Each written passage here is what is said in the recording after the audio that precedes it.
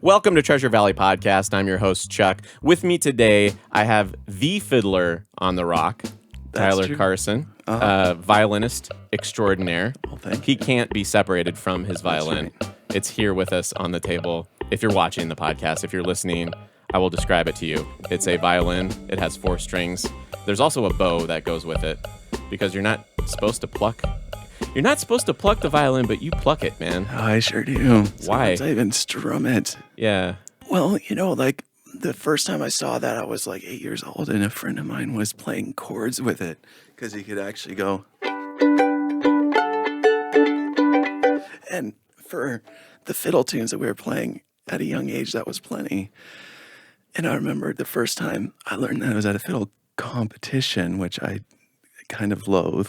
Okay. As on several levels. But there's other good things about it.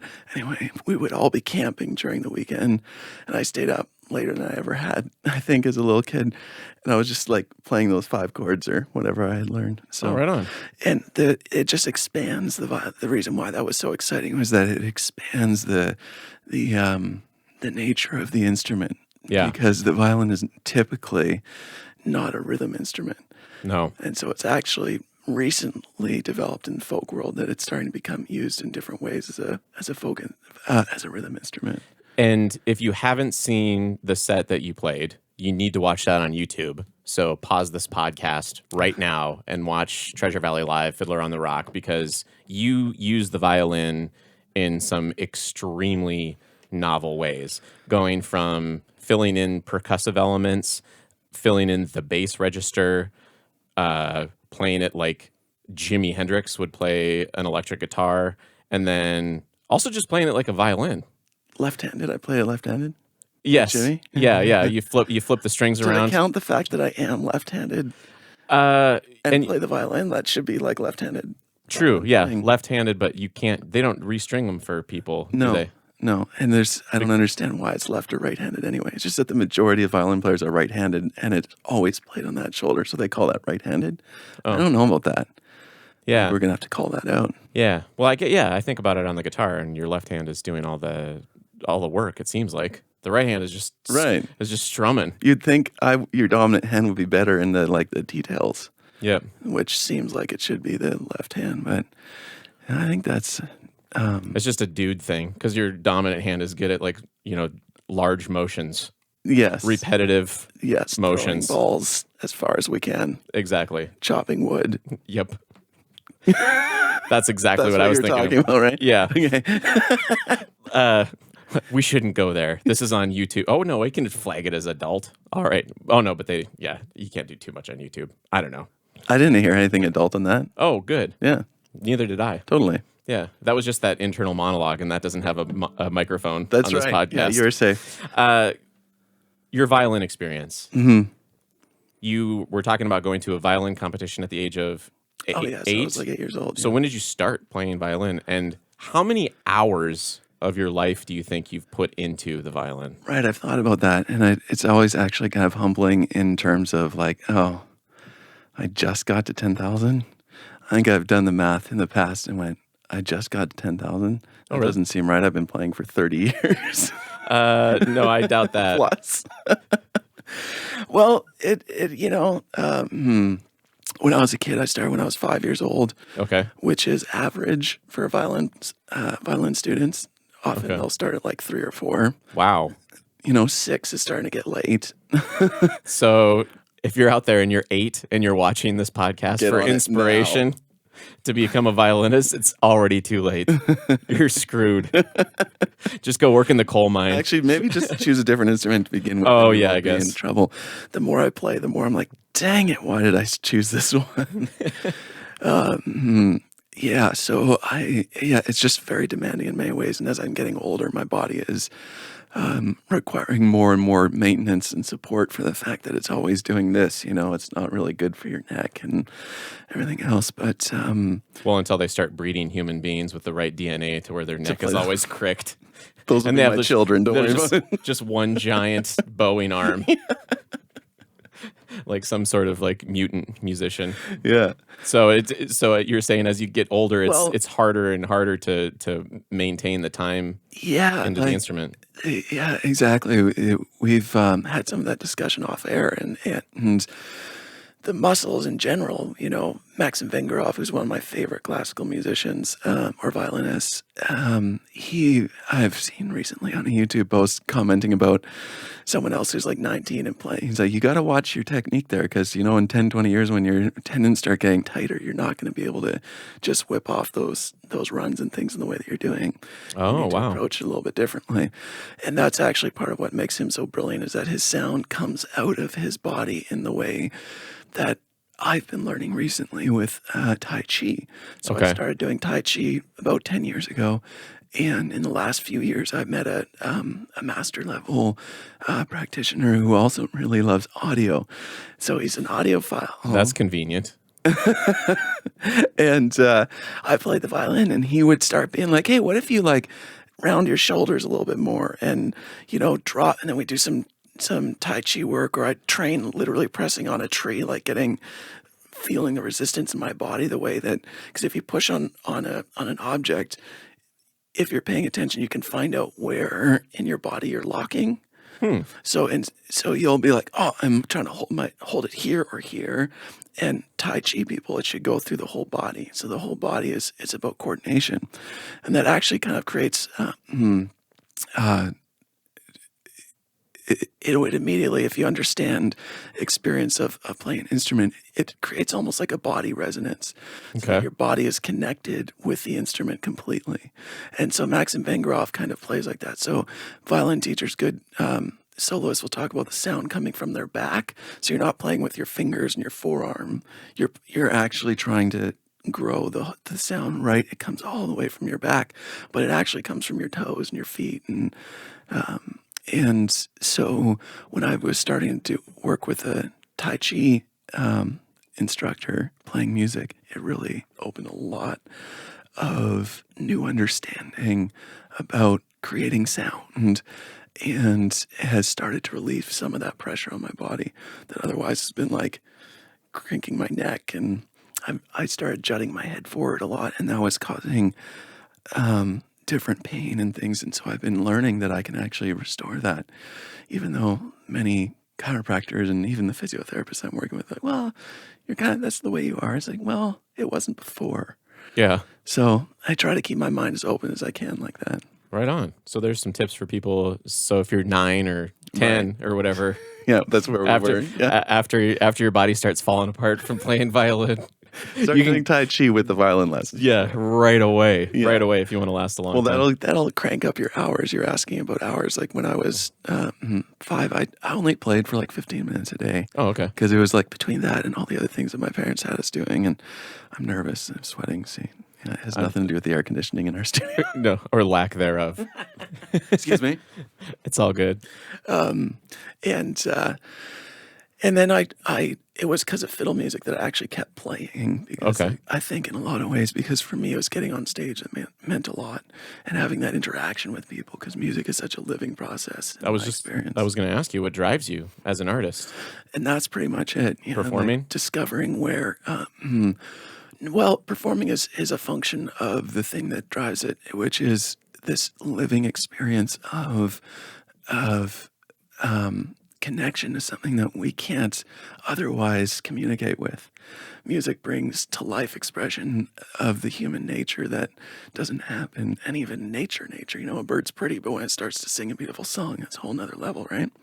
Yeah. So that's like a pinpoint of what grows out of my many thoughts around music. Right on. Just a lot of positive vibes. Yeah, sure. In general. As long as they're in tune. Yes. Or appropriately tuned. Because there's in tune and there's out of tune and there's really out of tune. And out of tune is not necessarily out of tune. Okay. The middle one. So really out of tune is when someone doesn't realize they're out of tune, is that? Yeah, that's actually a really good way to put it. Okay. Yeah, because for example, when I was getting into the more advanced studies with scales, my violin teacher would be saying, depending on the key that you're in, the tonality, the slight intonation changes. And the simplest way to describe that would be like on a scale going up, the intonation is leaning high. And so it's drawing the music forward. It's drawing the listener forward feeling, and up feeling. And then when it's coming down, it's usually leaning downwards. Now, when it's in a piece, it can go in all different directions, but as a violinist, you're actually cultivating that kind of awareness. And if you're somebody like Maxim Vengrov, who is light years ahead of my technique, even though I've got very good technique relative to any full-time player, but he's just extraordinary. And going back to the 10,000 hour thing, he would have been playing 3-4 hours a day when he was 5 years old. Oh, wow. And by the time you're 12, you're playing 6 hours a day. And the rule of thumb is you need to know all your technique by the time you're like 18. Dang. In part, I think because the body has to be able to withstand the abuse of hours and hours and hours of this one directional movement. Yeah.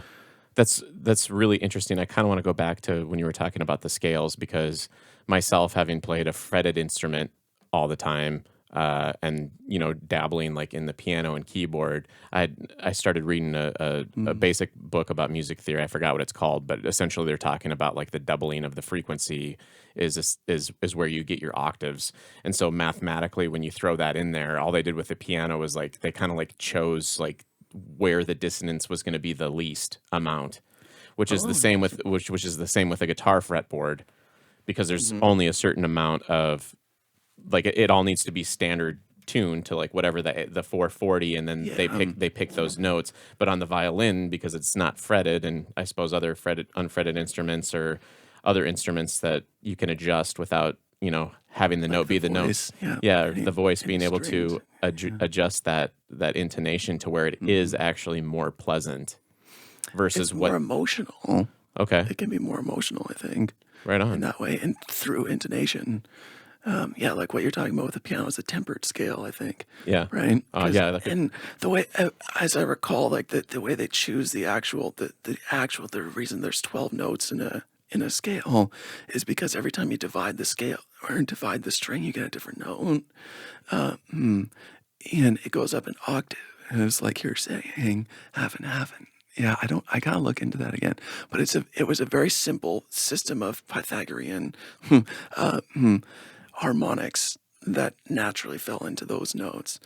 But then in order to make the violin or the piano be able to function in tune, they had to temper it. So they had, like exactly like you're saying, they had to make allowances to move away from perfect pitch. And that's the same curious guitar, similar situation. Yeah. But you can obviously bend the strings on the guitar to make adjustments if you're playing the melody line. Yeah. And but even if you press hard on it, behind the fret, it'll do it, right? Yeah. And that was one of the things that blew my mind about the violin. Again, in college, I was studying with this great teacher, and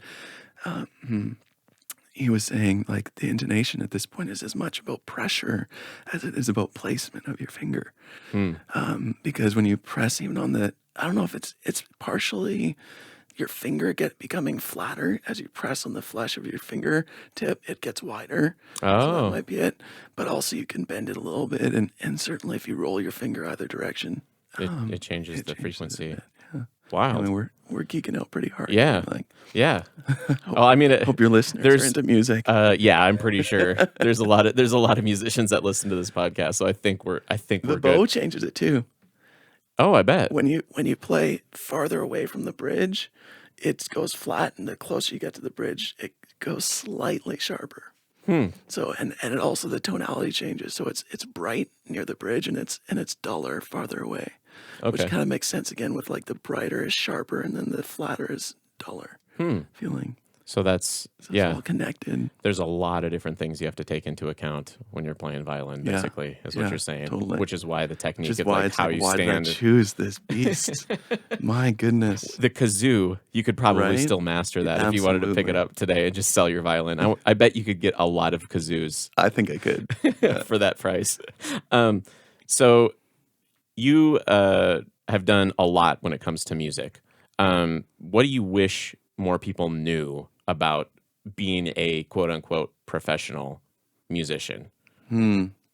Yeah, that's a really good question. And I think it would have to boil down to musical education. Yeah. I would like people to have more of a reference point of what it means to have music in their life. Because I think if we realize and recognize the value of that, it becomes a pretty quick process to recognize the value of those who make the music that we love the most. So you're talking musical education in more general terms and not the stuff we were nerding out about as far as frequencies and Correct. things. Okay. Yeah. Yes. Good point. Musical education, as in getting a chance to play some instruments as a kid, Yeah. and learn that there's a magic to it, and I think that's coming back in our culture because it got sanitized out by the commercialism of record labels, Yeah. and I think a lot of people don't even realize why that happened. It's a function of the industry where it's like if you're going to invest money in something, you're best off investing in something that sounds like a previously successful artist. Yeah. So that made all artists strive to sound like the last artist, hmm and then until it just sanitizes out all personal expression. And when that happens, I think people actually lose a sense of value about music because it is disposable. It is something that can be every 10 years, it's a new pop star that kind of is giving the same emotional content. Yeah. So why do we stop? Like, why would we care about listening to music? So it's not really just on the listeners and it's also on the artists and take responsibility for like getting their music out there. Yeah. But that is also the end of why I want people to appreciate music. Because if they do, then it's easier to get your music out there. Yeah, that's a really good point. I didn't even think about the commercialization of things and people striving to become more, I guess, for lack of a better term, mainstream, which at the same time leads to a lack of diversity in musical expression, which is super important Right. in being able to identify with music. Because if everybody is, Yeah. because obviously, like to me in my mind, like pop music has whatever innate use of like rhythm and melody to just drill itself into your brain to where it's there, like Baby Shark or whatever. Right.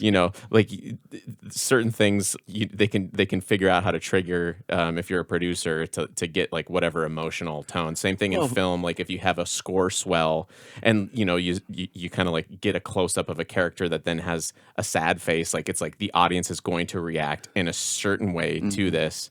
But that's a tool. That's not necessarily art. well, we talked about this actually in our first interview that we did a ways back. Oh, Actually, we were talking about dopamine. I learned this from this is your brain on music. yeah. And it's a wonderful book that kind of shook things up a little bit about 10, 15 years ago. And it's all about getting dopamine hits, which are the result of accurately predicting what's coming next. It connects with our survival mechanism. Oh, yeah. So that's what pop music is. And that sent me down a tangent of researching dopamine now. So you were the one that triggered it for me Perhaps. because dopamine is such an interesting neurotransmitter, and it does basically create or destroy drive. That's like very overly simplistic, but it can assist in like creating like people to drive for more or Or be or like, just "We're fine." be like more depressed about something and not wanting to do it or angry or lowered A low expectations. level of dopamine would cause that. Yeah. So yeah, I went on I totally nerded out about all that after our conversation. Now that I remember that, and it bleeds into every aspect of your life. Like as far as like if you're going to a party and it sucks and you have high expectations of it, like you're like you never want to go over to that place again or that Ever house. But if you're not expecting something and it's somewhat decent, then you're better off because you're going to enjoy it more. Like it's like Exactly. enjoyment is like very very related to expectations, which music is like. And I think if you've created music, you naturally train yourself to think more openly. And that's something I'm really curious about and hoping we're going to see a lot more of is artists like in this context having conversations, which I love Treasure Valley podcast for. Thank you. Yeah, it's amazing. The great. So listen to Treasure Valley Podcast. That's right. If you're listening to this, Yeah, because we need to. With it, musicians are training their brain to operate differently than people that aren't doing a creative process every day. It really is amazingly, and that only becomes more clear to me as I grow older and have more experiences, and start to understand other people's experiences more. So if we can have organic music, independent music is generally where to find that. You're going to naturally start to help yourself start to have different expectations. Or rather lack of expectations, and have more openness and freedom in your yes, own enjoyment of music, and it'll grow. And I think that's where people that are real music lovers will maybe turn up their nose at lots of people that are listening to regular pop music or whatever, and like, how yeah, can you listen to that? And I don't think that's really helpful, but I think there's a validity yeah, to, and it really comes down to some fundamental stuff about our brain, and yeah.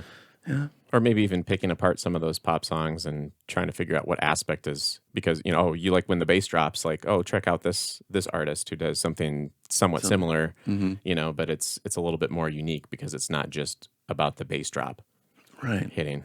Totally. For you, what are some highs and lows? Obviously, we kind of talked a little bit about the highs and being able to perform and connect with people. But what are some of the lows that you've experienced as a musician that a lot of people might not be aware of? Thank you for the opportunity to talk about that. If you're comfortable Yeah, answering no, that. I mean, it's, I'm just thinking, it's just what you would mostly expect, in that if you don't get received by something that's important to you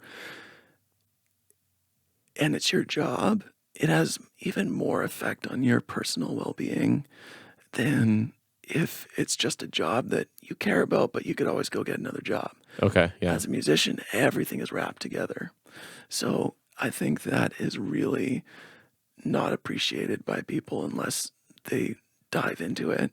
And that's where, again, music education would help. But there's also just some basic things. Like I was offered to perform in my hometown for a big city event that they were doing community organizing, and they were putting all this effort into it. And I live in Sedona, Arizona, which has a lot of money per capita. And I managed to find the only like rent controlled apartment in town, by the way. Oh, So that's how we score. live there. And they said, but it doesn't pay anything. But there'll be lots of people there. And it's just amazing that this is a wise person who is also thoughtful and caring, but they didn't have enough awareness to realize just what an pig-headed notion that is. When was the last time you asked a carpenter to build a house for you for free? Or Because fix the people will be door? there to see it. Yeah. For publicity. Because my favorite line though it came from a guy I played with when I was younger in Victoria, and he was 10 years older, and when I'd say, "Oh, we got offered this gig, but it should be good exposure," he says, "Yeah, well, you can die of exposure." And that's a really good. I think that's in a nutshell. Exposure doesn't feed you. And There are open mic nights for a reason. right, I feel like. exactly. If I want to go play for free, that's not hard to do. Yeah, you can play for free in front of a captive audience Yeah. every night of the week, even here in Boise, I'm pretty sure. Well, no, maybe not like Friday and Saturday. I don't think there's open mics on Friday and Saturday because there are enough people Excellent. to go drink in the Oh, bar. I see. But I was hoping there was a live band being paid on those days. oh yeah, I In mean, some cases, it is. yeah. Usually, we- even in the bars, they'll have paid performers that'll bring their acoustic guitar or whatever at a lot of them Yeah. here actually. I think you know. Boise's got a good thing going on. There's some pop-in artists that are doing some really vibrant exchanges, and again, this podcast being an example of it, and the people that have been on it. I've been really fortunate in the last couple of weeks to hang out with some of them, and it's some of the things that I experienced back in my hometown of Victoria, BC, which is very folk oriented, which means it's kind of naturally assumed in the culture that you get together and play music, but Oh, right on. it's another leap when it's your original music and you're opening the door to say, "Hey, let's get together and play music." Okay. That's a bold creative step to take, and it also demonstrates a lot of confidence in your own process and your knowledge of who you are as an artist. So where the hardship comes as an artist is all wrapped into one, as I was trying to describe, with work and judgment and opportunity. But the good news is, if you work hard at something and you overcome personal challenges, it's especially personal challenges that pay off. When you overcome those things, on the other side is something way better than you ever could have intentionally tried to work your way toward. You don't work your way toward fame and riches and happiness. You work your way toward happiness and goodness, and sometimes fame happens. And if that happens, you can maintain the happiness, Yeah.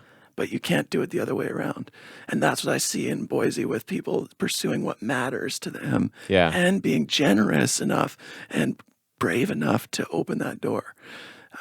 So I feel like I should, even name who they are. But you hang around the Boise scene, check out the Boise scene. Yeah, it's really solid. TreasureValleyLive.com. You can listen to all of the not Perfect. all of the musicians, but you can listen to Fiddler on It's the Rock, so amazing and to have. quite a few of the musicians that have been able to fit into our tiny little studio here at Lower Gentry Studios.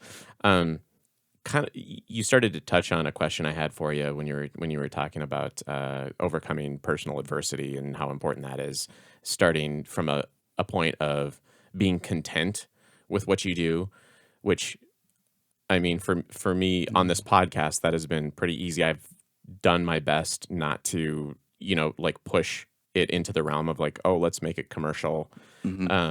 I've had people reach out to me about advertising on it, but it was a bad fit, and so rather than like burn that bridge and change what I had to do here to like shoehorn that in, it was like not doing it. Wow.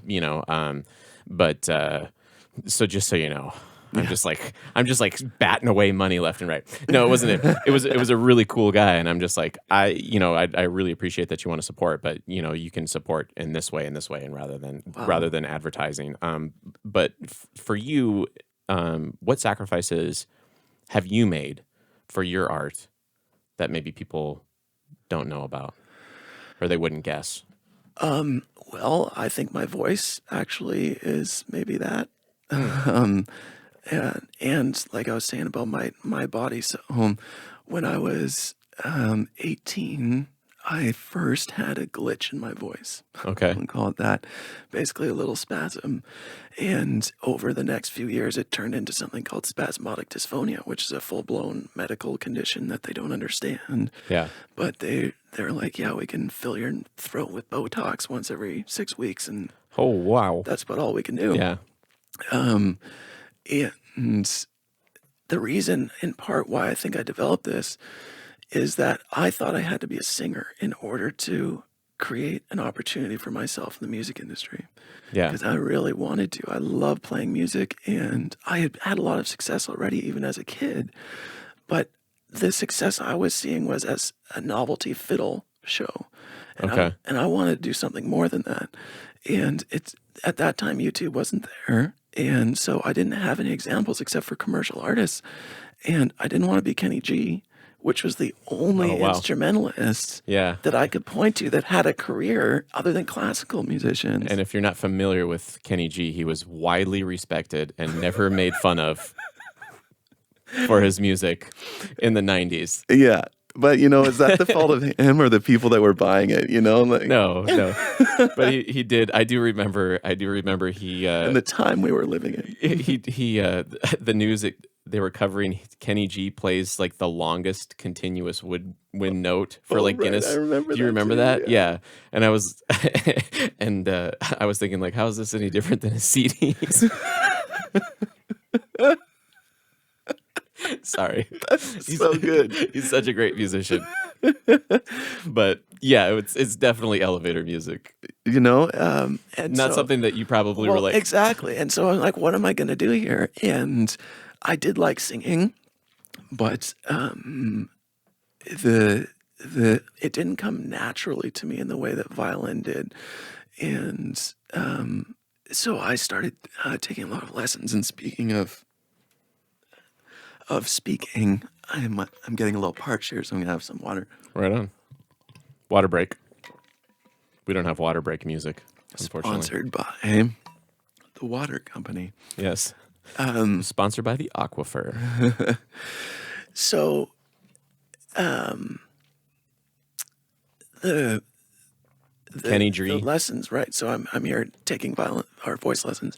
So I started singing, and I had some good response to begin with, actually, which was really cool. But I wasn't able. I was studying classical and theater and stuff, and it wasn't a commercial sound. The commercial sound was either rock and roll or country music, or maybe artsy like Neil Young or something. Yeah. And I didn't naturally have a voice that was quirky. I actually have what classical parlance would consider a very large instrument. Oh, okay. So if I was to sing tenor music, I would be considered a dramatic tenor, which is something between a tenor and a baritone. So let's see if I can actually demonstrate some of that. So if somebody skipped, they're going to be like, who are you interviewing now, right? Like, Yeah. it's kind of bizarre that I'm able to do this, and maybe I'll continue trying right now. It's freaking myself out. The reason why I don't talk in a lower voice all the time is it's not as consistent. And if I speak in a higher tone, it's more pinched, but at least I know that I'll get the words out. Oh, okay. Got it. So when I started studying voice, I got really into it. And there is a connection between spasmodic dysphonia and repetitive training. Oh, wow. So it's something that belongs in a medical category of dystonia. And dystonia is a muscle disorder that usually affects one part of your body. And it will only attack people that do things like archery, musicians, archery being a self-directed and independent sport. Yeah. So anything that's independent like that. So, and you're doing a lot of detailed concentration and repetitive behavior. Okay. So the mind actually, I think it becomes hyper aware of itself. Okay. And if you are predisposed genetically, they're finding a genetic link. You can trigger a condition, a set of circumstances, and usually stress has to come into it as well. And all of that happened to me in part because I felt so much pressure to get a career. Because I'm going to leave high school, and how am I going to get a career? How am I going to turn this into something? Yeah. And I was raised by an entrepreneur who thinks very mathematically and logically. Yeah. And I thought that's how, so I just tried to apply that to art. Oops. And I learned a lot in the process. Yeah. And my voice did go away. And I ironically think that my singing now is more interesting than it ever has been. If I wanted to be a classical singer, I'd be dead in the water at this point. Yeah. And I love that, but I never was going to do that direction. So it ended up kind of being a gift. But I went through 20 years, actually. I'm 39 now, so it started when I was 18, 19 years old, of really not knowing where my health was going to land and where that was going to work with my career, and like all these different aspects of myself that I was juggling in order to continue being a musician. But ultimately, it's created art that I never could have manufactured or pursued in itself. I had to live through the experiences. And now when I play music, it's imbued in the sound and the vibration. Yeah, I would agree 100%. Kind of to bring it back to loop around to your looping experience, that's another tool that you've really kind of like figured out how to nail.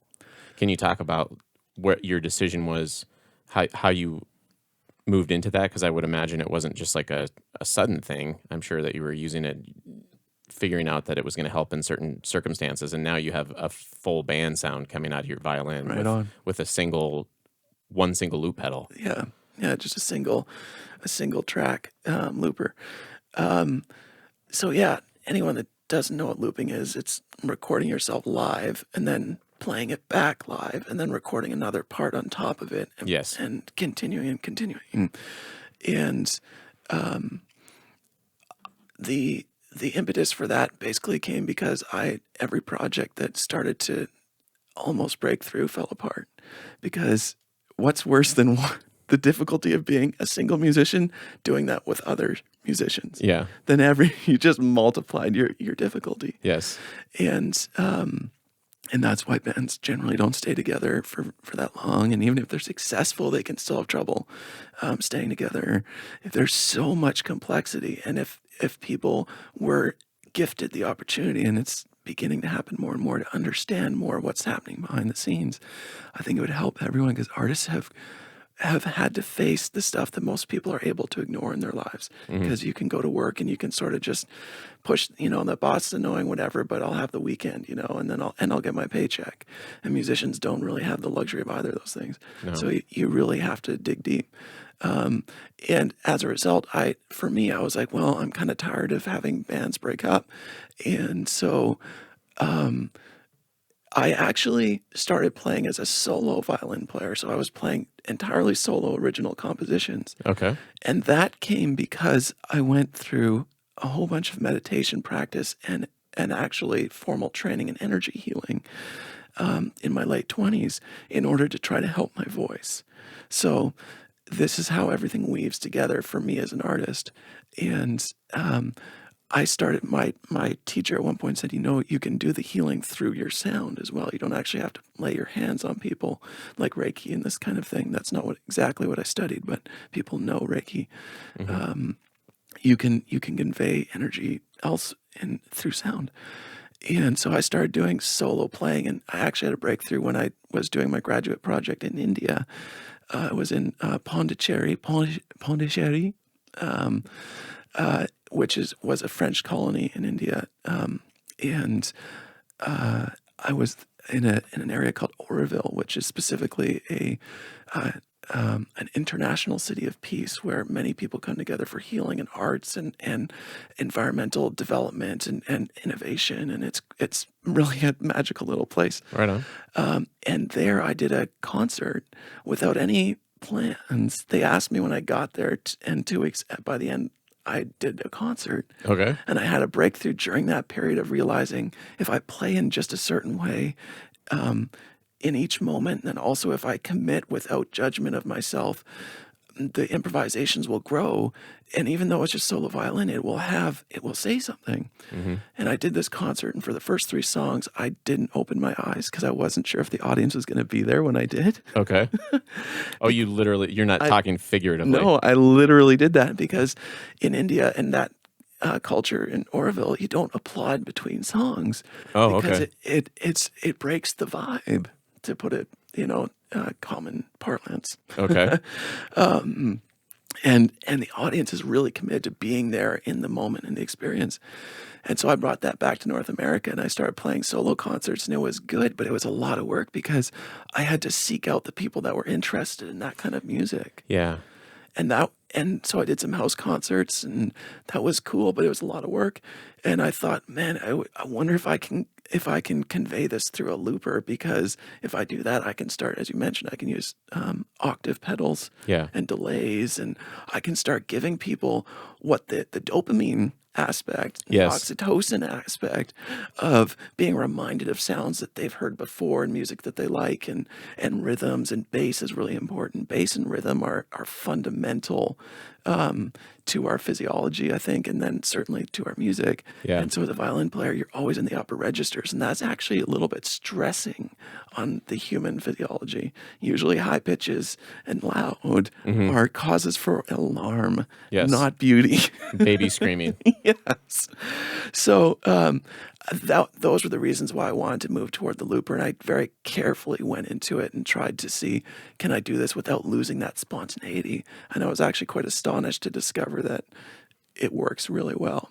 it took me a long time. It took like 18 months or so before I did my first actual show, or maybe even longer. Because I Oh, would wow. just start and I'd judge myself, so I'd leave it for 3 weeks. Oh, okay, got it. And then go work really hard trying to do some other show, and then come back, and then I ended up starting getting gigs in bars and nightclubs and lounges and stuff. And it was really cool to replace the hipster music that was happening in Portland, Oregon, Right on. with my own music, and people would just be like, yeah, they groove right into it. That was a huge accomplishment for me personally that would mean nothing to other people probably, because I'd never seen that. There's no one I could model myself after. And to be able to be that versatile with an instrument that should invoke alarm Yeah. in someone is kind of cool. Yeah. I mean, I'm not aware of anybody that does what you do, for sure. Yeah, people like to say Andrew Bird is pretty similar, and there is some similarities, but Yeah, but I haven't, yeah, I don't, his fullness isn't quite, thank you. yeah, And there. but that takes a real trained ear to see the difference, and he's usually playing with drums, and he's also filling out his songs with vocals and stuff, so he's not Yeah. actually painting a full picture instrumentally, and that's a surprisingly significantly huge jump. Yeah. That being said, I've heard some of his songs that he is on record doing, and Yeah. so I don't know how much looping context he does, but he does some beautiful stuff there. Oh yeah, he's incredible Yeah. musician. And But that yeah, the violin full connection, instrumental is more similar. obviously, I'm sure people are like, oh, Andrew Bird, he plays violin too. Right, But he does all exactly. sorts of other things. He sings a lot, Yeah, and he he whistles. whistles Awesome. beautifully. You might have actually touched on this, but I was going to ask you, what lessons have you learned that you wish you would have known 20 years ago? Oh, that's an awesome question. And being the artist that I am, I can't really separate my life from my art, and my art is, and I think all real art is the most honest expression of where you're at and who you are possible.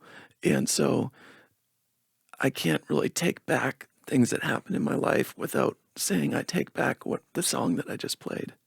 Butterfly effect. Yeah. That's a good point. So not trying to be like overly heady about it, but I'm curious what my kids their experience will be like, because they're going to have, I can't even imagine the difference, because I don't have full perspective of myself as a child and what the impact of the people around me was having in that developmental stage. Yeah.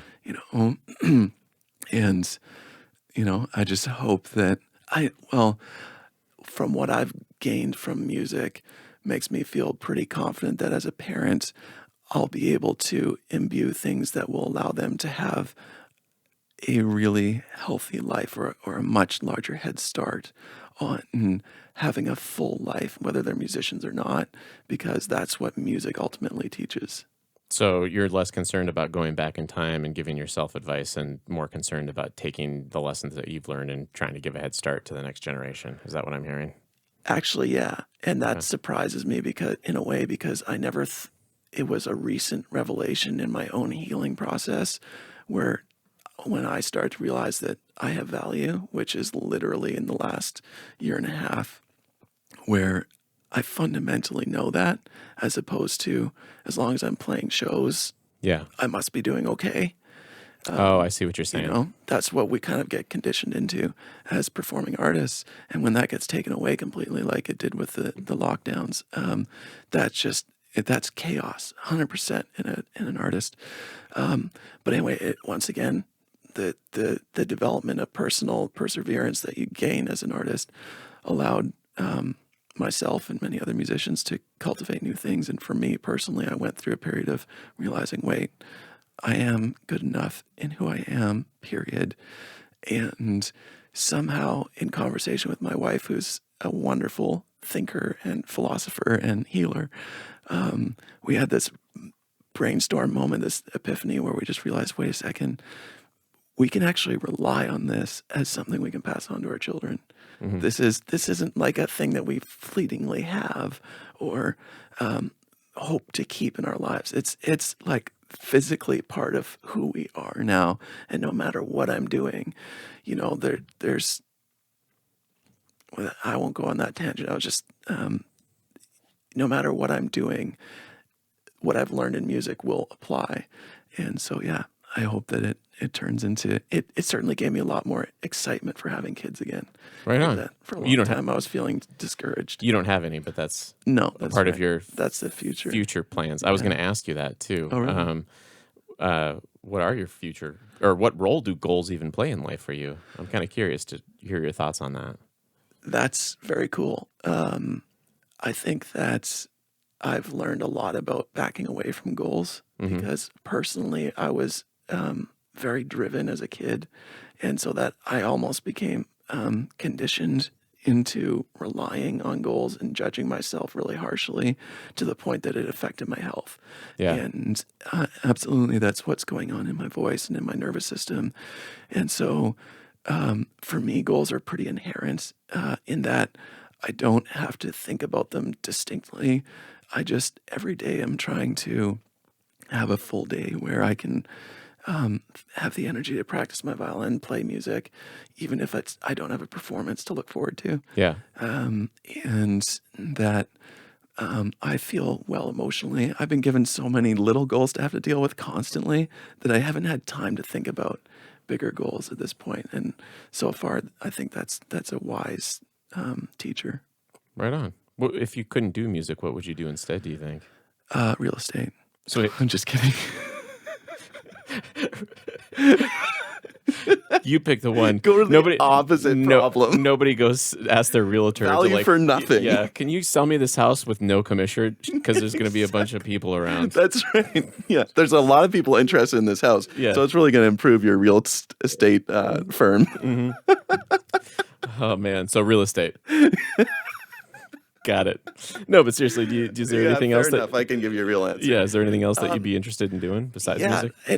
It's definitely would have to revolve around healing and spiritual development, which has to be practical.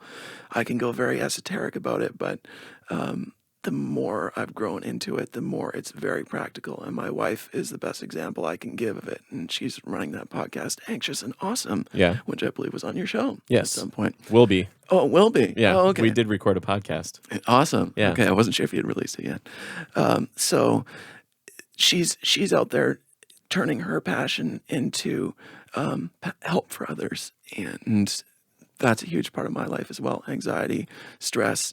How do we overcome those things so that we grow as a human being? And so regardless, I would be able to do that. And I would love it. And that is ultimately also what I consider myself to be doing as a musician. I think that was a really solid point that you made even early on, which kind of went into the goals question that I had. Just making sure that you're happy first before you start chasing after what you think you want. Because when you get there, To make you happy. yeah, when you get there, like you don't know what it's going to look like, but you do know what you can do today. Yeah. And being in the moment is super important. And obviously, like, you know, it feels good to create things. It feels good to record music. It feels good to record a podcast. It feels good to send that stuff out there. But you want to enjoy it for what it is rather than what you foresee it might be somewhere down the line that you don't necessarily have control over. I agree with that completely. You gotta enjoy life now and not think that it's going to be better later if you do XYZ, man. Because otherwise you might not be able to get it done and you might miss something really awesome or some other opportunity that's outside of your goal that might fit you perfectly. And the thing that I think people will need to hear in that as well is finding just exploring courageously anything that seems interesting to you. Yeah. You know, because if you can find something that sparks you, which I know a lot of people struggle with, and that's the one blessing of being a musician that we've never had to deal with, because you could always turn your instrument and have that feeling of connecting outside of your life. But if you're stuck doing 9 to 5, it's way harder. And so I have a lot of empathy for people that have that feeling. And so it's about releasing judgment while you do something that you find interesting and just follow that and see where it leads you. And then then it starts to open into, oh, this makes me happy. Yes, because when you start something new, lasting. you're going to be bad at it. Yeah.